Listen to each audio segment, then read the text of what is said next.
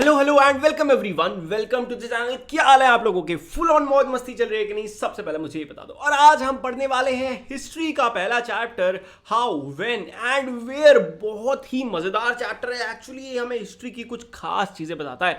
कहानी कोई नहीं मिलेगी आपको इस चैप्टर में सुनने को, बट हिस्ट्री की कहानियों में कैसे अंदर घुसना है ये जरूर ये चैप्टर आपको समझाएगा, क्योंकि इस चैप्टर का नाम ही है हाउ, कैसे, व्हेन, कब और वेयर, कहां। तो इसमें हम बात करेंगे कि मॉडर्न ये जो ब्रिटिश हमारे देश में आई, कैसे इनके बारे में हमें पता चला, कैसे हम इनकी हिस्ट्री पढ़ेंगे।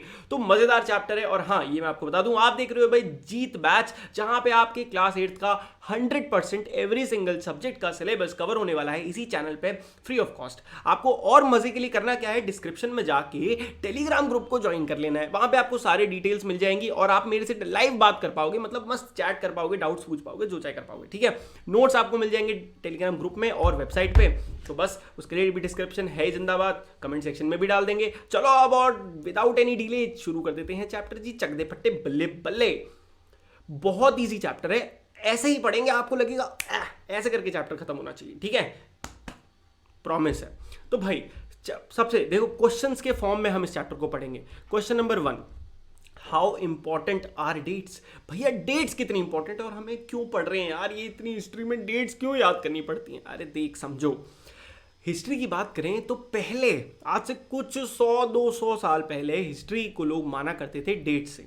मतलब हिस्ट्री मतलब जो हुआ है, जो हुआ है वो हिस्ट्री है, जो हो चुका वो हिस्ट्री है, ऐसा मानते हैं हम। बट टाइम चेंज हो गया है। अब ध्यान से समझो, history is about finding out how things were in the past and how things have changed. तो ये हिस्ट्री की डेफिनेशन है। तो हिस्ट्री क्या है? History is about finding out how things were in the past. पहले तो ये पता लगाना कि चीजें थी कैसे पास्ट में, और हाउ थिंग्स हैव चेंज्ड, और कैसे वो बदल गई हैं। तो ये होता है हिस्ट्री। ठीक है, ये तो समझ में आया। प्रीवियसली बहुत साल पहले हिस्ट्री होता क्या था? हिस्ट्री बस एक अकाउंट होता था कि जो लड़ाइयाँ या बड़े इवेंट्स हुए हैं, जैसे कि एक किंग कब राजा बना, एक किंग की शादी, मतलब कब उसकी शादी हुई, कब उसके बच्चे हुए, उसने कब कोई बैटल लड़ी, या फिर कब डेथ हुई, उसका अगला रूलर कौन आया, इसको हम मानते थे ये हिस्ट्री है। कि एक राजा की पूरी जन्म कुंडली पढ़ दो, ये हिस्ट्री है। बट नहीं, आज के टाइम पे जो मॉडर्न हिस्टोरियंस हैं, उन्होंने इस बात को समझा कि मतलब वो अब किस पे ध्यान देते हैं, they look more towards why and how things happen and not on when things happened. अब वो ध्यान देते हैं कि चीजें हुई क्यों, ना कि कब हुई। हाँ हो गई ठीक है, बट हुई क्यों, क्योंकि वो फिर से ना दोहराई जाए। समझ में आया? तो इसीलिए डेट्स हमारे लिए इंपॉर्टेंट हैं। ओके, अब बात करते हैं विच डेट्स। डेट समझ में गया इंपॉर्टेंट है, but which dates? So the dates we select become vital because we focus on a particular set of events as important. तो किसी भी डेट को हम तब चूज करते हैं पढ़ने के लिए जब हम मानते हैं कि उस डेट पे जो इवेंट हुआ था वो क्या है, इंपॉर्टेंट है। वो हिस्ट्री में इंपॉर्टेंट है, वो हमारे मैनकाइंड के लिए इंपॉर्टेंट है, मे बी किसी कल्चर के लिए इंपॉर्टेंट है। जैसे कि 1947 में हमारे देश को आज़ादी मिली। सोचो अगर हमने इसको इंपॉर्टेंस ना दी गई होती तो शायद एक टाइम पे लोग ये भी भूल जाते कि हमारा देश कभी गुलाम था, which is not good, right? हमें अपनी हिस्ट्री पता होनी चाहिए कि एक टाइम पे हमारे साथ क्या क्या हुआ है हमारे देश के साथ, और कैसे हमने इंडिपेंडेंस हासिल करी है। तो इसीलिए ये डेट्स हम याद रखते हैं। So, if the focus of study changes, a new set of dates will appear significant. और ये भी गजब की बात है। आप देखो, कोई मानता है 1947 में हमारा देश आज़ाद हुआ था, कुछ लोगों ने खतरनाक स्टडी करी तो उन्हें पता चला कि भाई नहीं, देश को आज़ाद होते होते 1949 2 साल लग गए थे एक्स्ट्रा। तो इसी की वजह से जैसे जैसे स्टडी चेंज होती है, ये डेट्स की इंपॉर्टेंस भी चेंज हो जाती है। ठीक है, अब हाउ डू वी पीरियडाइज, हम कैसे पीरियड्स में बांटते हैं अपनी हिस्ट्री को? तो we divide history into different periods in an attempt to capture the characteristics of a time, its central features as they appear to us. जैसे कि अब हमारी हिस्ट्री में हमने 3 चीज़ों में बांटी है, आपकी एंशिएंट, मेडिवल, मॉडर्न। क्यों? एंशिएंट में लोगों को खाना भी नहीं बनाना आता था, ऐसे ही मार मूर के खा जाते थे। आपकी जो मेडिवल हिस्ट्री है, वहाँ पे लोगों ने स्टोन एज, टूल्स वूल्स ये सब बना लिए। तो क्या है, कॉमन कैरेक्टरिस्टिक्स पकड़े हैं और उनके बेसिस पे डिवाइड कर दिया। क्लियर? अब ये जो डिवीजन आया, अलग अलग लोगों ने अपना अलग अलग डिवीजन करा होगा। देखो 7th क्लास का भी ये चैप्टर है, उसमें भी ये चीज़ पढ़ाई है मैंने। तो देखो वहाँ पे भी सबसे पहले ये चीज़ बताई थी कि जो क्लासिफिकेशन था वो दो बेसिस पे था। पहला, एक तो ब्रिटिश ने अपना क्लासिफिकेशन करा इंडियन हिस्ट्री का। कैसे करा? उन्होंने बोला देखो, जेम्स मिल नाम का बंदा था, 1817 की बात है, स्कॉटिश बंदा था, वो इकोनॉमिस्ट था और एक पॉलिटिकल फिलोसफर भी था। उसने किताब लिखी थी हिस्ट्री ऑफ ब्रिटिश इंडिया। उस किताब में उसने लिखा कि जो इंडियन हिस्ट्री थी ना वो 3 पार्ट में डिवाइडेड है, हिंदू, मुस्लिम और ब्रिटिश। ये क्यों? क्योंकि एक टाइम पे सबसे पहले हिंदू राजा सबसे ज़्यादा हुआ करते थे, फिर मुस्लिम राजा यानी कि मुगल्स आ गए, और फिर ब्रिटिश पीरियड आ गया। तो उसने ऐसे लिखी है, मिल के अकॉर्डिंग एशियन सोसाइटीज जितनी भी थी वो लोअर लेवल सिविलाइजेशन पे थी देन यूरोप। उसने कहा कि जितनी भी एशियन सोसाइटीज थी, ये इंडिया के आसपास की, पाकिस्तान, इंडिया, ये अफगानिस्तान, ये एरिया, इसके जो लोग थे ना उनकी लेवल काफ़ी कम था यूरोप से। यूरोप में लोगों की लाइफ बहुत मस्त थी, उसने ऐसा ऐसा लिखा। अब देखो, बट वहीं पे कुछ हिस्टोरियंस थे जिन्होंने हिस्ट्री को यूजुअली डिवाइड करा है एंशिएंट, मेडिवल और मॉडर्न के फॉर्म में। इस तरीके से लोगों ने हिस्ट्री को डिवाइड करा। अब बट देखो, ये बहुत पढ़ा जाता है, कॉमनली हम इसे ही पढ़ते हैं आज के टाइम भी, बट इसमें भी कुछ प्रॉब्लम है, अपने ही कुछ प्रॉब्लम्स हैं। और क्या प्रॉब्लम है वो देखते हैं। देखो इसकी प्रॉब्लम क्या है। Because of the periodization is borrowed from the west, where the modern period was associated with the growth of all the forces of modernity, science, reason, democracy, liberty and equality। देखो ये जो periodisation था, यानी कि ये जो division था society की हिस्ट्री का, ये कहाँ से लिया गया था? ये लिया गया था वेस्ट से, यानी कि वही यूरोप कल्चर से, उनके यूएस आपका यूके, इंग्लैंड वगैरह साइड से, कि वहाँ की हिस्ट्री कैसे बटी है, हम भी अपनी हिस्ट्री वैसे बांट देंगे। बट यहाँ पे एक दिक्कत थी भाई, उनकी जो मॉडर्न हिस्ट्री का बात थी ना, उन्होंने जब अपनी मॉडर्न हिस्ट्री लिखी है तो उन्होंने मॉडर्न हिस्ट्री में लिखा है कि हमारे मॉडर्न हिस्ट्री के टाइम पे हमने किन पे काम किया? साइंस पे, रीजन पे, डेमोक्रेसी पे, लिबर्टी पे, इक्वालिटी पे काम किया। बट अगर आप बात करें, हमारे देश में एक बहुत बड़ी प्रॉब्लम है। हमारे देश में ये सब चीज़ें तो अब हो रही है ना, 2012, 13, 14, 15 इस टाइम पे, या फिर 19 आज़ादी के बाद ये सब शुरू हुआ, राइट। बट हमारे देश में अजब सिस्टम है। हमारे देश में इन लोगों ने कह दिया कि मॉडर्न हिस्ट्री पता है कौन सी है? जिसमें ब्रिटिश इंडिया आए थे। अब एक बात बताओ, जिस टाइम पे ब्रिटिश इंडिया में थे, क्या इक्वालिटी थी? क्या लिबर्टी थी? क्या लोगों के पास आज़ादी थी? नहीं थी ना। तो कैसे कह सकते हैं कि ये मॉडर्न हिस्ट्री है? कि आपने सही से रिसर्च नहीं करी। तो अगर आपसे कोई पूछे कि क्या प्रॉब्लम है इस सिस्टम में, तो आई होप अब आप अच्छे से उसे समझा सकते हो। देखो मेडिवल जो वर्ड था, थोड़ा गायब कर देते हैं। ओके, तो medieval was the term use to describe a society where these features of modern society did not exist. अगर आप बात करें, मेडिवल जो टर्म था वो यूज किया गया था जहां पे ये जो मॉडर्न फीचर्स है ना, जैसे कि मतलब साइंस, इक्वालिटी, लिबर्टी, ये एग्जिस्ट नहीं करते थे।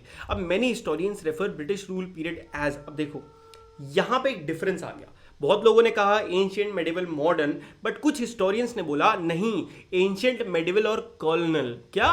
कॉलोनल। उन्होंने एक नया वर्ड इंट्रोड्यूस करा, कॉलोनल। उन्होंने नहीं बनाया ये वर्ड पहले से था, बट उन्होंने इंडियन हिस्ट्री में इस वर्ड को डाला, कॉलोनल। क्यों? ऐसा क्यों कहा गया? बिकॉज उस समय people did not have equality, freedom, liberty, no economic growth हुई, ना कोई प्रोग्रेस हुई। तो इसीलिए उस टाइम को आप मॉडर्न नहीं कह सकते, उसे कहा गया कॉलोनियल। अब क्यों कहा गया, इसको भी थोड़ा डिटेल में चलते हैं। ओके, सो कॉलोनियल होता क्या है, इस वर्ड का मतलब समझ लेते हैं, शायद हमें तब क्लियर हो जाए। तो the British came to conquer the country and establish their rule. तो जो भाई अंग्रेज आए थे हमारे देश में, वो किस लिए आए थे? पहली बात तो पूरे देश को कनकर करने, हमारे देश को क्या बनाने? अपनी एक एलाय बनाने, मतलब उसको रिसोर्सेज के लिए यूज करने बस, और वहां पे अपना रूल सेटअप करने के लिए उन्होंने अपने लोकल नवाब और राजास के थ्रू पूरा देश अपने अंडर में ले लिया। British established control over the economy and society, collected revenue to meet all their expenses, bought the goods they wanted at low prices, produced crops they needed for export। आप सोच के देखो, ब्रिटिश इंडिया ने हमारे साथ actually में क्या करा। जब वो आए, उन्होंने हमारे देश की इकोनॉमी को कंट्रोल कर लिया पूरी तरह, मतलब कब कौन सा पैसे कितने कहाँ जाने सब उनको पता था। वो टैक्स कलेक्ट करते थे हमारे देश के लोगों से। सोचो, बाहर का बंदा आके हमारे देश में हमसे ही काम करने के लिए टैक्स ले रहा था, हमारा सामान खरीदता था इतने सस्ते प्राइस में कि आप बिलीव नहीं कर सकते। उस सामान को ले जाते थे इंग्लैंड, वहाँ उसको फाइनल करके पैक पुक करके वापस लाके इंडिया में बेचते थे, और बहुत ट्रिपल चौपल रेट में, समझ रहे हो, बहुत ज़्यादा। मतलब उन्हें कोई चीज़ पड़ी 2 पैसे की और वो उसको बेच रहे हैं 5 रुपये में, इतना डिफरेंस आता था। तो ऐसी चीज़ें उन्होंने करी। British rule brought about in values and taste, custom, practices. British values की वजह से बहुत सारी, ब्रिटिश रूल की वजह से बहुत सारी वैल्यूज, लोगों के टेस्ट, कस्टम, प्रैक्टिसेस बढ़ गई, चेंज हो गई, ठीक है। क्योंकि भाई आधे लोग इंडियन रहे, आधे लोगों ने उनका ट्रेडिशन को अपनाने लगा, तो इस वजह से एक बहुत डिफरेंस आ गया। Now, when the subjugation of one country by another led to these kind of political, economic, and social, cultural changes, we refer to the process as colonization. देखो, colonization सिंपल बात है, जब भी किसी बाहर के देश से कंपनी या कंट्री जाके एक दूसरे देश पे पूरा राज्य अपना लेती है और उसका असर पॉलिटिकल, इकोनॉमिक, सोशल, कल्चरल सब चीज़ों पे पड़ता है, तो इसी प्रोसेस को हम कहते हैं कॉलोनाइजेशन. क्लियर? तो बस इसीलिए हमने इस पीरियड को कहा कॉलोनल पीरियड, क्योंकि एक्चुअली हमारे साथ यही हुआ था. अब इस चैप्टर का लास्ट टॉपिक है, थोड़ा बड़ा है, इसी से चैप्टर खत्म हो जाएगा, बट पॉइंट ये है, हाउ डू वी नो, कैसे आपकी बात मान लूं, जो मैं बोल रहा हूं आप कैसे मान लो कि सच है कि नहीं, ये तो बताओ भैया. तो देखो भाई, हिस्टोरियंस के पास अलग अलग सोर्सेस थे हिस्ट्री लिखने के, मॉडर्न हिस्ट्री के बारे में, इंडिया की और जो लास्ट 250 साल की हिस्ट्री है उसके बारे में लिखने के क्या क्या सोर्सेस थे. पहला, अलग अलग सोर्सेस की बात करेंगे, एडमिनिस्ट्रेशन प्रोड्यूस रिकॉर्ड्स. तो देखो भाई, आज भी अगर आप बात करो हमारी गवर्नमेंट की, तो गवर्नमेंट में कोई अगर आप जो काम हो रहा है, किसी भी ऑफिस में जाओगे, दफ्तर में जाओगे, तो क्या होते हैं वहाँ पे बिल्स बनते हैं, नोट्स होते हैं, मतलब नोट्स क्या, वहाँ पे प्रॉपर रिटन में काम होता है कि नहीं. तो वो जो रिटन में काम था, जो ब्रिटिश गवर्नमेंट का चल रहा था, वो जब मिले उससे ये कहा गया कि हाँ भाई यहाँ पे इस तरीके की चीज़ें होती थी. तो ऑफिशियल जो रिकॉर्ड्स थे ब्रिटिश एडमिनिस्ट्रेशन के, वो बहुत इंपॉर्टेंट सोर्स बना. हर इंस्ट्रक्शन, हर प्लान, हर पॉलिसी, हर एग्रीमेंट, हर इन्वेस्टिगेशन जो थी वो रिटन फॉर्म में लिखी हुई थी. उसके बाद ब्रिटिश ने एक रिकॉर्ड रूम भी सेटअप करा जहां पे ये सारे टेक्स्ट रिकॉर्ड रखे हुए थे, तो जो वो हमारे लिए खजाने का काम करे. क्लियर? चलो, अब अगेन अगला टॉपिक है सर्वेज बिकम इंपॉर्टेंट. तो एक तो तरीका था, आपने जो एडमिनिस्ट्रेशन रिकॉर्ड से वो पढ़ लिए. दूसरा, सर्वे बहुत इंपॉर्टेंट हुआ करते थे उस समय. तो जो ब्रिटिश लोग थे वो मानते थे कि किसी देश को अगर आपको अच्छे से जानना है, मतलब उसको एडमिनिस्ट्रेशन करनी है, उस पर रूल करना है, तो पहले आपको वहाँ के लोगों को अच्छे से जान लेना होगा. इसीलिए वो सर्वे बहुत कराते थे. सर्वे क्या होता है, वो गाँव गाँव लोगों के पास जा जाके पूछते थे कि भाई आपके पास कितनी ज़मीन है, आपके कितने खानदान में लोग हैं, कितने, ये इसे कहते हैं सर्वे करना. इससे वो पूरे देश की इंफॉर्मेशन ले लेते थे. तो ये जो सर्वे हो रहे हैं, कहीं ना कहीं तो इनकी पूरी डिटेल लिखी जाती थी, समझ रहे हो, इनकी पूरी डिटेल रिकॉर्ड्स में लिखी जाती थी, और वो हमको मिली है हिस्टोरियंस को, और उसके बाद उन्होंने हिस्ट्री में ये चीज़ लिखी है. By the early 19th century detailed surveys were being carried out. Early 19th century जो थी, यानी कि 1910, 12, 13, 14 तक बहुत डिटेल्ड सर्वे होने लगे, पूरे देश में सर्वे होने लगे. और इनमें क्या क्या पूछा जाता था, गांव-गांव जाके कि भाई वहाँ का मौसम कैसा है, सॉइल क्वालिटी कैसी है, कितने पेड़ पौधे हैं, वहाँ की लोगों की हिस्ट्री क्या है, क्रॉप पैटर्न क्या है, लोग क्या उगाते हैं वहाँ पे, ये सारी चीज़ें लोग पूछने लगे. ठीक है, अब अगला सोर्स क्या हो सकता है, अब पहले थोड़ा और देखते हैं. From the end of 19th century census operation were held every 10 years which provide detailed record of the number of people in all the provinces of India. Noting information of caste, religion, occupation, ये भी बहुत important है. Census के बारे में आपने सुना है, जनगणना जिसे कहते हैं, कि हमारे देश में कितनी पॉपुलेशन है, इसे गिनना तो पड़ेगा ना. आज भी ये होती है, जनगणना कहते हैं, हर 10 साल में ये हो. अब तो 5 साल में होने लगी है, बट पहले ये हर 10 साल में होती थी. ब्रिटिश गवर्नमेंट क्या करती थी, हर 10 साल में एग्जैक्टली गिनती थी कि पूरे देश में कितने लोग हैं, किस कास्ट के हैं, किस रिलीजन के हैं और क्या करते हैं. तो उन्हें पूरा का पूरा डेटा मिल जाता था. अदर सर्वेज जैसे कि botanical survey, zoological, archaeological, anthropological, forest survey भी होते रहते थे. तो ये सबसे भी एक सोर्स है. उसके अलावा बट एक इंपॉर्टेंट चीज़, ये जो हमें हिस्ट्री के सोर्सेज मिले, इनमें एक चीज़ बड़ी खतरनाक थी कि ये तो सिर्फ वही बताते थे जो अंग्रेज हमें बताना चाहते थे. समझ रहे हो, ये तो ऑफिशियल रिकॉर्ड्स थे, अनऑफिशियल तो पता नहीं क्या क्या होता था. तो ऑफिशियल रिकॉर्ड्स वो चीज़ें नहीं बताते जो एक देश के लोग एक्चुअली में फील कर रहे हैं, या फिर जो उनके एक्शंस के पीछे चल रहा है. तो इसीलिए हमें कुछ और सोर्सेज को, अनऑफिशियल रिकॉर्ड्स को देखना पड़ता है हिस्ट्री को जानने के लिए असल में, और जिनको हासिल करना थोड़ा मुश्किल होता है. ओके, तो अब हमें ये जो अनऑफिशियल रिकॉर्ड्स हैं ये कहाँ से मिले, तो लोगों की डायरी मिली, गांधी जी, नेहरू जी, ऐसे लोगों की डायरीज. पिलग्रिम्स और ट्रैवलर्स जो हमारे देश में आते थे पूजा वूजा करने, वो अपनी कहानियां लिख लिख के जाते थे. ऑटोग्राफी इंपॉर्टेंट पर्सनालिटीज की, पॉपुलर बुकलेट लोकल बाजार में जो बिकती थी, न्यूज़पेपर, रिटन आइडिया जो लीडर और रिफॉर्मर्स के होते थे, रिटन रिकॉर्ड पोएट्स और नोवेलिस्ट, जैसे कि आज के टाइम पर रविंद्रनाथ टैगोर ने कितना कुछ ऐसा लिखा है जिससे हमें पता चला. जनगण मन उन्होंने लिखा जो हमारा नेशनल एंथम बना. तो ऐसे उन्होंने बहुत पोएम भी लिखी हैं, जिन पोएम के थ्रू उन्होंने ये बताया कि सोसाइटी की हालत क्या थी उस समय.